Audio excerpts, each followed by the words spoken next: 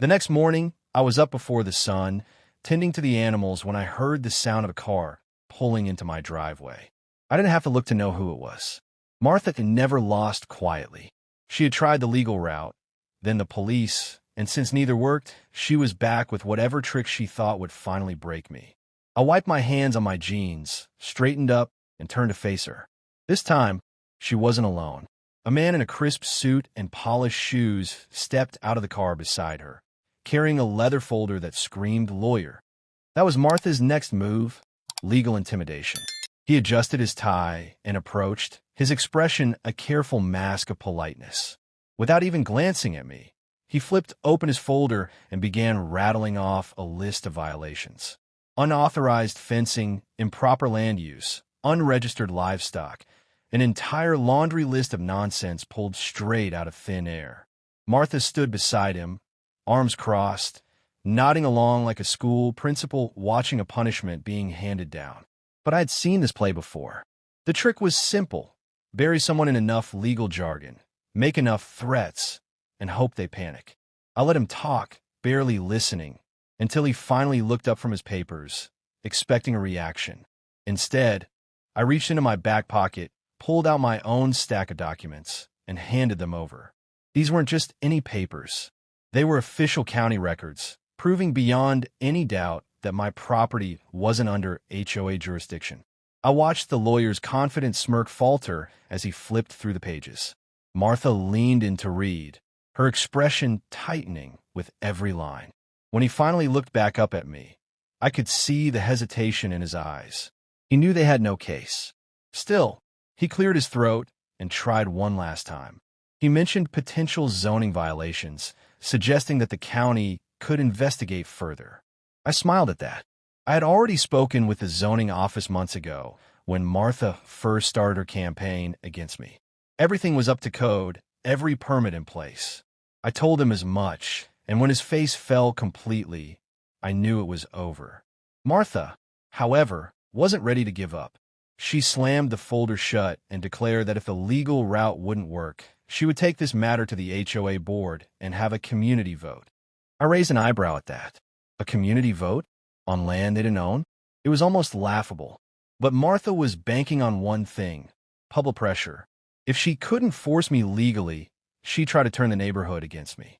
I let her leave without another word, but I knew what was coming next. Sure enough, within days, flyers started appearing in mailboxes around town. They were filled with dramatic warnings about my property, calling it a safety hazard and a blight on the neighborhood.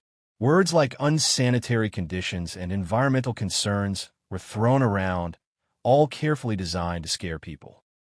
She even included a fake petition asking residents to demand my land be brought under HOA control. But Martha underestimated me. She thought I'd sit back and let her control the narrative. She was wrong. I made my own move. I invited the local news to my farm. If Martha wanted a public fight, I'd give her one. A reporter and camera crew arrived one afternoon, walking through my well-maintained fields, filming my healthy animals, and interviewing neighbors who actually supported me. Within days, the story ran, a tale of an overreaching HOA trying to bully a longtime landowner out of his own property. The backlash was immediate. People weren't happy when they saw how Martha had manipulated the situation. Her petition, it backfired spectacularly. Instead of gathering support, it turned into a rally against her. Even some of her most loyal HOA members started questioning her leadership. It should have been over right there. But then, Martha made her biggest mistake yet. She called in the county inspectors, hoping to find something, anything, that could be used against me. And when they didn't find a single violation, she went even further. She called the fire department, claiming my barn was a fire hazard. They showed up, looked around, and left shaking their heads. She was running out of options. But then she crossed a line even I hadn't expected. One evening, just as the sun was setting, I saw a tow truck pull up at the end of my driveway. At first, I didn't think much of it. Maybe a neighbor had car trouble. But then I saw where it was heading, straight for my tractor. A man in a uniform hopped out, clipboard in hand, already moving to hook my tractor up. I was across the yard before he could even touch it. He looked up, startled, as I demanded to know what was going on. He muttered something about an illegal vehicle on community property. That's when it hit me. Martha had reported my tractor as abandoned equipment, claiming it had been left on HOA land. This wasn't just petty now. This was theft. I pulled out my phone and dialed the only number that mattered. John picked up on the first ring. I told him what was happening, and his response was immediate. "I'm on my way." I stayed put, arms crossed, staring down the tow truck driver until I heard the sound of sirens in the distance. When John arrived, he didn't just bring one patrol car. He brought 3. The moment they stepped out, the driver panicked, hands in the air, saying he was just following orders. It didn't take long for the officers to trace the order back to Martha. And this time, she had gone too far. John didn't even have to ask me if I wanted to press charges.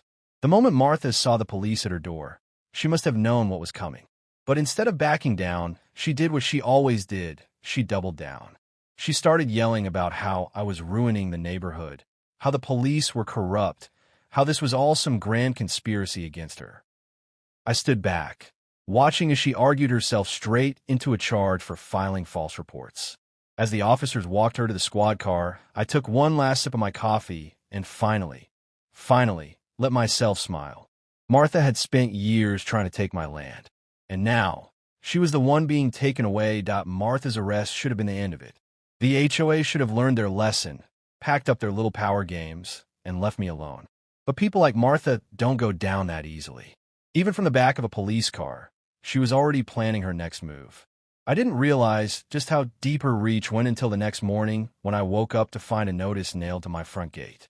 At first, I thought it was another one of her petty fines, but when I got closer, my stomach tightened. It wasn't from the HOA this time. It was from the county. The notice claimed that my property was now under review for rezoning.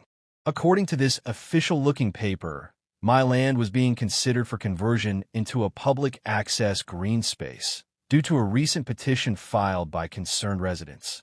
I could already guess who those concerned residents were. This wasn't just about harassing me anymore. This was an attempt to take my farm entirely. If this zoning request went through, my property wouldn't even belong to me anymore. It would become part of the HOA's jurisdiction, and they could do whatever they wanted with it. I knew I had to act fast. The petition hearing was scheduled for the following week, meaning I had just 7 days to stop it. I spent the next few hours on the phone with my lawyer, the county offices, and a few old friends who had dealt with shady HOA tactics before. The more I learned, the angrier I got. This wasn't just some paperwork error or minor legal loophole. This was a coordinated effort, something that had been planned well in advance. The HOA had pulled every connection they had, trying to push this through before I could fight back. I wasn't about to let that happen. I started gathering evidence. I had documents proving my land had never been part of the HOA. I had the police reports from the false claims, the news footage from my interview, and statement from neighbors who had seen Martha's antics firsthand. But I needed something bigger, something that would make it impossible for the county to take their side. That's when I remembered something John had mentioned in passing. The HOA had been misusing community funds for years, funneling money into projects that never got completed, approving expensive renovations that no one asked for. If I could prove financial fraud, it wouldn't just stop the rezoning. It would put the entire HOA under investigation. I spent the next few days digging through public records, calling in every favor I could. And that's when I found it. A series of budget reports buried deep in the county archives, showing large amounts of money being moved around with no clear purpose. Thousands of dollars marked for community improvement projects that had never happened. I found invoices for landscaping that was never done, permits for structures that didn't exist. And the biggest discovery?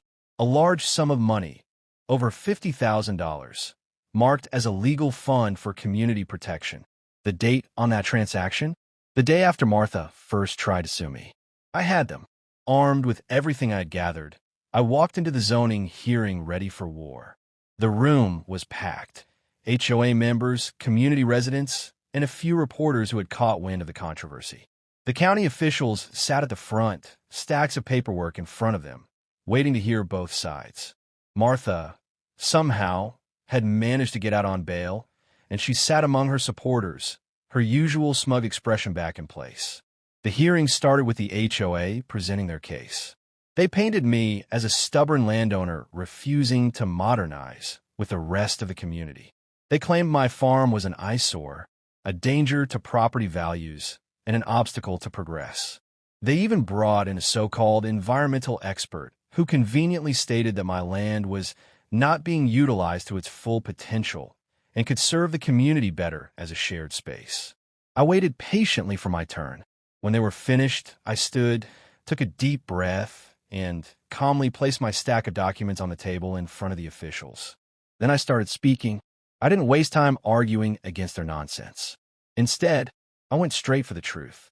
I explained how my land had never been part of the HOA, how every complaint they had filed against me had been proven false, how they had gone as far as calling the police on me with fabricated emergencies. Then, I handed over the financial reports. As the officials flipped through the pages, I saw their expressions change. I pointed out the missing funds, the fake invoices, the suspicious legal payments. I explained how the HOA had been using homeowners' money not for community projects, but for personal vendettas and legal battles that served no one but themselves. And then, for the final blow, I handed them the police report for Martha's arrest. By the time I finished, the room was dead silent. The officials exchanged glances, whispering among themselves, flipping through the evidence over and over again. One of them finally cleared his throat and announced that the petition for rezoning was being immediately dismissed due to overwhelming concerns of HOA misconduct. But that wasn't all. Due to the financial discrepancies I had exposed, the county would be launching a full-scale investigation into the HOA's finances. Martha stood up so fast her chair nearly toppled over. She tried to argue, tried to claim it was all a mistake, but it was over. The officials weren't listening. The residents who had blindly supported her started murmuring among themselves, realizing they had been lied to, their money stolen, their trust abused. The moment the hearing was officially closed, reporters rushed toward me, asking for statements, while Martha and the rest of the HOA board members slipped out the back, their heads down, their faces pale. It was done. I walked out of that building knowing I had won, but more importantly, knowing that Martha's reign was over. The HOA wasn't just in trouble, it was crumbling. And without her at the top, the entire organization would fall apart. A week later, an official announcement went out. The HOA was being placed under county oversight. All board members were being audited, and Martha, now facing multiple charges, had officially resigned. The same people who had once stood by her now wanted nothing to do with her. The woman who had tried to take everything from me now had nothing. As I stood on my porch that evening, watching the sun set over my land, I felt something I hadn't felt in years: peace. My farm was mine. My home was safe. And Martha? She was just a bad memory now, a cautionary tale for every HOA leader who thought they could push people around. I smiled, took a sip of my coffee, and listened to the quiet. For the first time in a long time, it was finally over. Even though Martha was gone and the HOA was falling apart under the weight of their own corruption, I knew better than to think it was truly over. Bureaucracy moves slowly, and people like Martha always find ways to drag things out. Sure enough, just a few weeks after the county shut down their rezoning attempt and announced the financial investigation, I received another notice in the mail. This time, it wasn't from the HOA.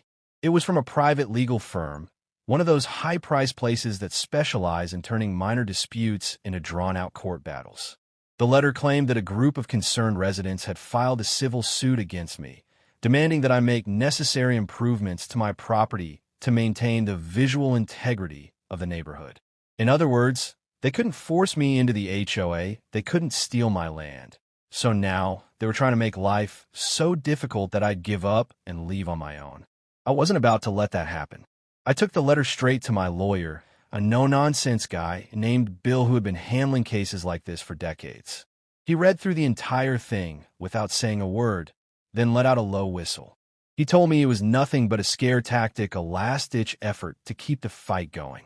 The problem was, even though the lawsuit was weak, it could still drag on for months, even years. That's how these things worked, were people down until they had no choice but to settle. But Bill also pointed out something interesting. The lawsuit wasn't being funded by the HOA itself. It It was being backed by an outside group, a private investment firm that had been quietly buying up properties in the area. That got my attention. I started digging. I made calls, pulled property records, and soon enough, the picture became clear. While the HOA had been running their little war against me, someone else had been watching from the sidelines, waiting for the perfect moment to step in. This firm, Golden Valley Developments, had been buying up homes one by one, slowly turning the neighborhood into something more profitable. They weren't interested in homeowners. They wanted vacation rentals, high-end townhouses, things that would bring in more money. And my land? It was the last piece of the puzzle. If they could get me out, they could take full control of the area. Now it all made sense. The HOA had been the perfect tool, pushing me, harassing me, making me waste my time and energy on endless battles. But now that they were out of the way, the real players were stepping in. And unlike the HOA, these people weren't just playing neighborhood politics. They had money, lawyers, and no interest in giving up. I had two choices. I could fight them in court, knowing it could take years and cost a fortune. Or I could make a move they weren't expecting. I chose the second option. Instead of waiting for them to wear me down, I went on the offensive. I started by reaching out to the press again. The same reporters who had covered my battle with the HOA were more than happy to hear that now a major development company was trying to force a local farmer off his land. The story spread fast, and people weren't happy. Residents who had supported the HOA suddenly realized they weren't just fighting against me. They were fighting against losing their entire neighborhood. Then, I reached out to other landowners. My farm wasn't the only property these developers had their eyes on. They had been trying to buy up land all over the county, making offers that seemed generous at first, but would leave people with nothing once the taxes and fees kicked in. The more I talked to folks, the more I realized that this wasn't just about me. This was a pattern, a slow and careful takeover. So I did something that I knew would shake them to their core. I organized. I gathered homeowners, farmers, small business owners, anyone who had been targeted by Golden Valley Developments. I helped them file their own complaints, push back against the legal pressure, and demand that the county take action. And then I made my biggest move. I found a buyer for my land. Not just any buyer, but someone who had the resources to protect it. A conservation trust, backed by the state, had been looking for ways to preserve farmland and stop overdevelopment in the area. When I reached out to them, they jumped at the opportunity. Within weeks, the deal was in motion. My land would be permanently protected from developers, placed under conservation status, and used for agriculture only.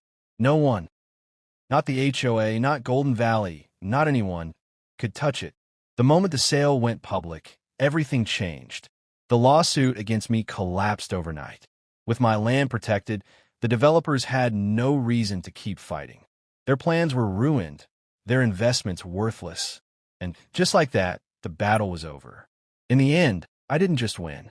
I made sure no one else would ever have to fight the same battle again. The HOA was finished. The developers were gone. And my farm? It would stand unchanged long after I was gone. As I sat on my porch that evening, watching the sun dip below the horizon, I let out a long breath. It had been a fight, a long, exhausting fight. But in the end, I had proven one thing. No matter how much money, power, or influence they had, some people just can't be pushed around. And as the first stars appeared in the sky, I finally allowed myself to relax, knowing that for the first time in a long time, my home was truly mine. The battle for my land had been long, exhausting, and at times almost unbelievable. But I had won. The HOA had collapsed under the weight of its own corruption. The developers had lost their grip, and my farm had been permanently protected. For the first time in years, I felt like I could wake up in the morning without wondering what kind of nonsense I'd have to deal with that day. My neighbors who had once sided with the HOA now greeted me with polite nods, some even stopping by to apologize for believing the lies Martha had spread. The local news stations had moved on to other stories, and the county officials who had once been pressured into harassing me had backed off completely. It seemed like peace had finally returned to my life. But deep down, I knew better. People who lose power don't forget, and those who had once controlled everything weren't going to sit quietly while their influence slipped away.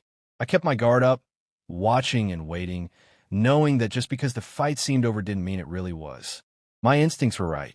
Less than a month after I finalized the deal with the Conservation Trust, I started noticing small things. Trucks that didn't belong to anyone in the neighborhood would drive slowly past my property, lingering just long enough to make me uneasy. Calls from unknown numbers became a daily occurrence, always silent on the other end when I picked up. At first, I thought it was just paranoia, my mind playing tricks on me after months of being in battle mode. But then, things escalated. One evening, I found a group of men standing near my fence line, pretending to look at a map.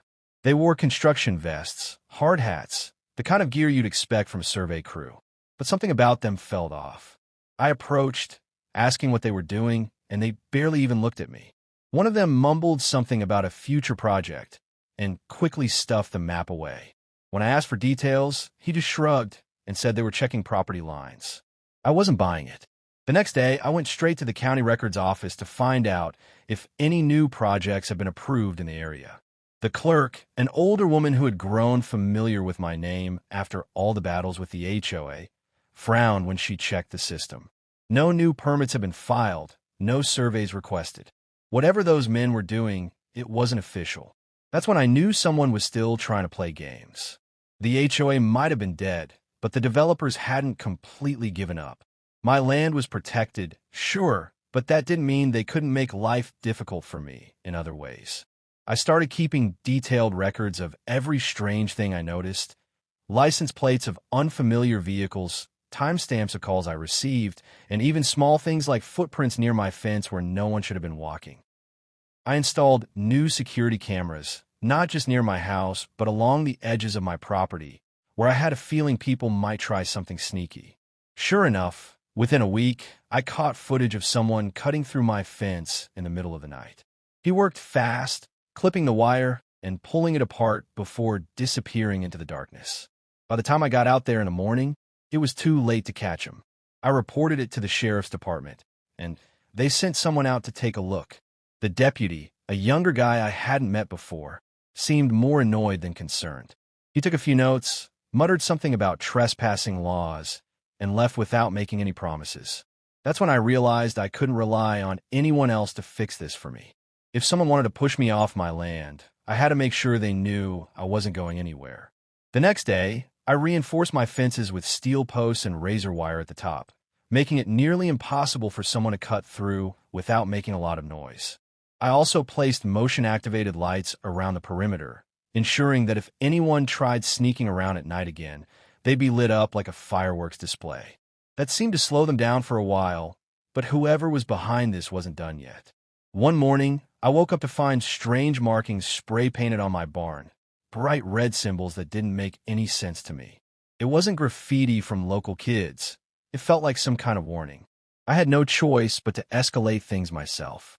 I went back to my old friend John, who had been there for me when the HOA called the cops on me before. He listened carefully as I told him everything that had been happening. He didn't dismiss it as paranoia or tell me to wait it out. Instead, he promised to put some extra patrols near my property and advised me to start carrying my firearm more often. That was all I needed to hear.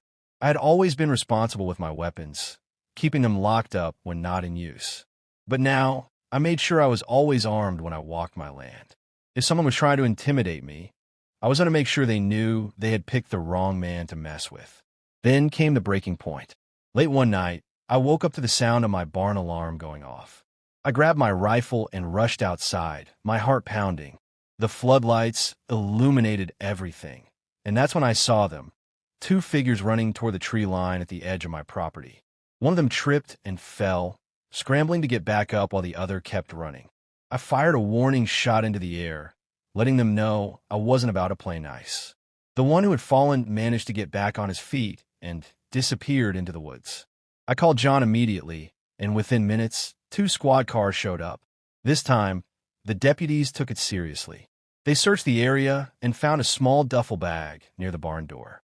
Inside were bolt cutters, spray paint, and, most disturbingly, a printed map of my property with certain areas marked in red. Whoever these guys were, they had been planning something bigger than just random vandalism. John took one look at the map and cursed under his breath. This wasn't just a couple of bored troublemakers. This was an organized effort. He promised to start an official investigation, but I could see the concern in his eyes. Someone wanted me gone, and they weren't afraid to escalate things to dangerous levels. I spent the next few nights sleeping with one eye open, my rifle within arm's reach. My land had been under attack before, but this was different. This wasn't just legal threats or HOA nonsense. This was something more serious, something that could end badly if I wasn't careful. But if these people thought fear would drive me away, they were wrong.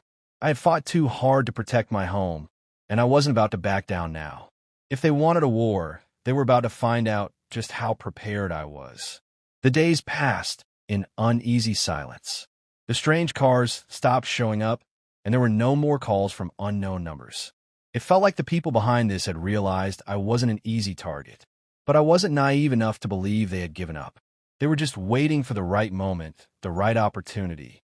And when that moment came, I would be ready, because this was my land, my home, and no one, not the HOA, not the developers, and certainly not a bunch of cowards sneaking around in the dark, was ever going to take it from me. The next few weeks passed in an uneasy silence. It felt like the storm had calmed, but I wasn't foolish enough to believe it was over. I had spent enough time dealing with people who didn't know when to quit, and I knew better than to let my guard down. My land was still mine, my farm still protected, but something in the air felt unfinished. The strange cars had stopped lingering near my property, and the unknown calls had slowed, but every now and then, I still got the feeling I was being watched. It wasn't paranoia, it was instinct, the kind you develop after being under attack for so long. And it turned out I was right. One evening, just after sunset, I was walking my property as I had started doing every night. The lights from my house cast long shadows across the fields, and the air was thick with the scent of damp earth after an early rain. Everything seemed quiet, peaceful even. But then, out of the corner of my eye, I caught movement near the edge of my land, right by the old service road that ran along the back fence. My grip on my rifle tightened as I slowed my steps, my eyes adjusting to the darkness. At first, I thought it might be an animal, but then I saw the faint outline of a person crouched low, trying to stay hidden. I stayed still, watching, waiting, and then, just as I was about to call out, another shadow moved beside the first one. There were two of them. My heart pounded, but my hand stayed steady. I had been preparing for this. They thought they could sneak onto my land again, but this time, they had miscalculated. The new security cameras I had installed had motion sensors that sent alerts straight to my phone, and I had already seen their blurred figures on the screen just minutes before stepping outside. They had likely cut the fence again, thinking they could come in unnoticed, but I was already one step ahead. I lifted my rifle, aiming just slightly off to the side, and pulled the trigger. The shot rang out, loud and sharp, cutting through the night air. The two figures bolted like startled deer, running straight for the trees. I didn't need to chase them. I'd already called John before stepping outside. Within minutes, sirens wailed in the distance, getting louder as they closed in. Two patrol cars pulled up, their flashing lights painting the dark landscape in streaks of red and blue. The deputies wasted no time, heading straight toward the fence line with their flashlights sweeping across the ground. I followed behind, explaining what had happened as we walked. John knelt near the spot where they had crouched, running his fingers through the dirt. Footprints, deep and hurried, toward the fence line with their flashlights sweeping across the ground. I followed behind, explaining what had happened as we walked. John knelt near the spot where they had crouched, running his fingers through the dirt. Footprints, deep and hurried, led straight toward the woods. One of the deputies radioed for backup, and soon, a 9-unit arrived to track the scent. The dogs took off, their handlers following closely behind. I stayed back, watching as the officers disappeared into the trees. My mind was racing. This wasn't just about scaring me anymore. They had come back, despite the security, despite the warning shots, despite knowing I was prepared.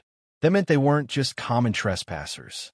They were desperate, and desperate people are dangerous. As I stood there, staring into the darkness where they had run, I realized something unsettling. These weren't just hired thugs or troublemakers looking for easy money. Whoever was behind this had resources, patience, and a clear objective. They weren't just trying to harass me. They were trying to wear me down, make me feel unsafe, force me to leave on my own terms. The officers returned after an hour, frustrated but not empty-handed. They hadn't caught the intruders, but they had found something: discarded gloves, a pair of wire cutters, and most disturbingly, a small earpiece, the kind security teams use for communication. This wasn't some random act of vandalism. These people were coordinated. Someone was giving orders, watching, planning. And that meant this wasn't over. John took one look at the earpiece and let out a long sigh. He knew what I was thinking, because he was thinking it too. This was bigger than just a few men sneaking around in the dark. This was an operation. The next morning, I drove straight to town, heading to the sheriff's office for a meeting. John was already waiting for me, the earpiece sealed in an evidence bag on his desk. He leaned back in his chair, rubbing his temples before looking up at me. The county was already stretched thin, and an organized group like this meant trouble. I asked him if he had any suspects, any idea who might be behind it, but he just shook his head. There was no proof yet, just a lot of bad intentions and unanswered questions. But I had my suspicions. The developers had lost their chance to buy my land legally. The HOA was gone, but there were still people who had a stake in seeing me leave. And if they couldn't do it through lawsuits and intimidation, they were now willing to use more dangerous methods. John promised to increase patrols near my farm, and I appreciated it, but I knew the reality of the situation. The law could only do so much. I had to be ready to protect my home myself. So I doubled down. I reinforced the gates, added more cameras, and kept my weapons loaded and within reach at all times. I even called a few old friends, retired officers, military vets, men who knew how to handle situations like this. They came without hesitation, setting up patrol shifts around my land. It wasn't about being paranoid. It was about making sure that the next time these people tried something, they wouldn't get away so easily. Days passed, then weeks, and nothing happened. No more intrusions, no more strange calls. It was like they had vanished, waiting for something. The quiet was almost worse than the attacks because it meant they were planning their next move. And then, one night, I found out exactly what that move was. I was asleep when a smell of smoke hit me. My eyes snapped open, my instincts kicking in before my mind fully caught up. I jumped out of bed, grabbing my rifle as I ran to the window. Flames! Not just a small fire, but a wall of orange and red lighting up the night. My barn was on fire. I bolted outside, the heat slamming into me as I ran toward the blaze. The fire was spreading fast, consuming the dry wood, licking at the edges of the roof. I could hear the panicked cries of my animals inside, and my chest tightened. I didn't hesitate. I ran straight into the smoke, tearing open the barn doors, shouting and waving my arms to drive them out. One by one, they stumbled into the open air, coughing and frightened, but alive. I backed away, my lungs burning, my eyes stinging from the smoke. Sirens wailed in the distance, and I knew John had already been alerted. But as I stood there, watching my barn crumble, a realization hit me like a punch to the gut. This wasn't an accident. This was arson. And whoever had done it wasn't just trying to scare me anymore. They were trying to destroy me. I clenched my fists, my mind racing. If they thought this would break me, they were wrong. I had fought too hard for this land, and I wasn't about to lose now. They had made their move. Now it was my turn. And this time, I wasn't just going to fight back. I was going to end this war once and for all. The fire burned for hours, and by the time the fire department got it under control, my barn was nothing but a collapsed, smoldering wreck. I stood there, fists clenched, my breath coming in short, angry bursts. The animals had made it out, and for that I was grateful. But everything else, the tools, the equipment, years of work and history, had been reduced to ash. This wasn't just a warning anymore. This was a declaration of war. John was the first to approach me after the fire was out. His uniform was covered in soot, his expression grim. He didn't ask if I was okay. He already knew the answer. Instead, he handed me a small metal object sealed in an evidence bag. It was a gas canister, partially melted, found near the barn's remains.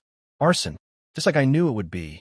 He told me they were bringing in an arson investigator, but I didn't need one to tell me what I already knew. This wasn't some random fire. It was planned. It was personal. I didn't sleep that night. I sat on my porch, shotgun across my lap, eyes scanning the tree line for any sign of movement. Whoever did this wanted me gone. They wanted to break me, make me feel unsafe. But all they did was make me more determined. This was my land, my home, and I was done playing defense. It was time to fight back in a way they wouldn't see coming. The next morning, I made my move. I drove straight into town and met with Bill, my lawyer. I laid everything out, the security footage, the trespassing incidents, the vandalism, and now the fire. The attack had escalated from legal intimidation to outright criminal activity, and I wasn't just going to file another report and wait. I wanted action. Bill agreed and filed an immediate injunction against Golden Valley Developments, demanding a full investigation into their involvement. But I didn't stop there. I also filed an official complaint with the State Attorney General's office, citing harassment, property destruction, and conspiracy to force me off my land. News spread fast. The same reporters who had covered my battles with the HOA picked up the story. Headlines ran across every major news outlet. Local farmers' land targeted an arson attack amid corporate land grab. Public pressure mounted against Golden Valley. People started digging into their past dealings, uncovering patterns of aggressive takeovers, legal loopholes, and intimidation tactics used on other landowners. The more people looked, the worse it got for them. Their investors started pulling out, nervous about the growing scandal. But the real turning point came when John got a break in the investigation. Security footage from a nearby gas station caught two men filling up large gas canisters the night of the fire. The car they were driving was traced back to a rental, paid for by a credit card linked to none other than a Golden Valley executive. It was the smoking gun we needed. Within days, arrests were made. The men were caught, and under pressure, they started talking. They weren't just hired vandals. They were working under orders, given cash payments to scare me off. They'd been told to make life so difficult for me that I'd sell my land and leave quietly. The barn fire? That was supposed to be the final push. Golden Valley's leadership denied involvement at first, but the evidence was too strong. The CEO, desperate to save himself, threw his own people under the bus, claiming he had no idea what was happening. It didn't matter. The damage was done. The company was hit with lawsuits, fines, and worst of all, public outrage.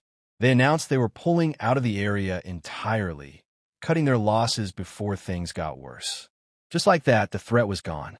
I stood on my land, watching the remains of my barn, and for the first time in years, I felt a deep, undeniable sense of peace.